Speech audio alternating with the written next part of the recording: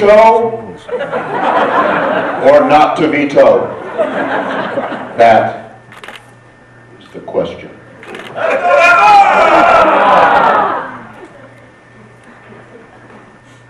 Whether 'tis nobler, whether 'tis all nobler in the mind to suffer the slings and the arrows of a hostile legislature, a crazy legislature, or to ban nuclear waste from the state by taxing, yes, to veto or not to veto, that is the question.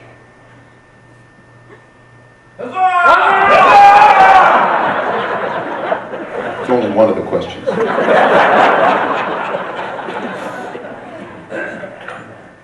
To tell another family story and put my listeners to sleep?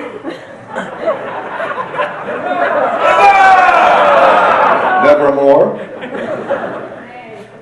Or to put to sleep, to say the endless headaches and the 1,000 natural shocks that would come to their ears that they were heir to. 'Tis the condition devoutly to be desired. Yes, to veto or not to veto, that is the question. To fund I-15 or to fund education? Or to fund the light rail? That is the hub. Yes, to veto or not to veto, that is the question.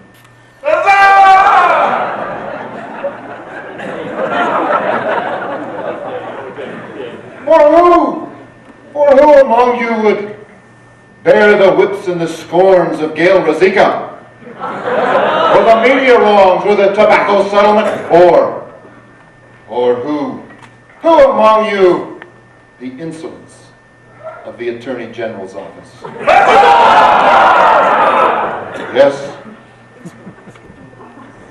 To veto or not to veto? That is the question. Who, I would ask, would the lobbyists bear the grunt and the sweat on the Senate floor?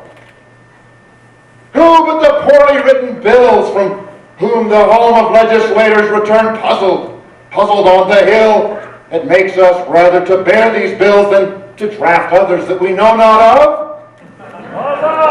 Yes, to veto or not to veto, thus the legislature makes Republicans of us all.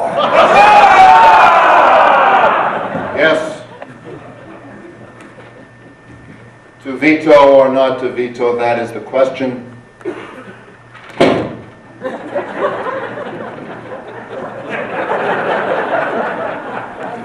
And thus, the nave hue of resolutions is covered up by the enterprises with great pitch and great moment.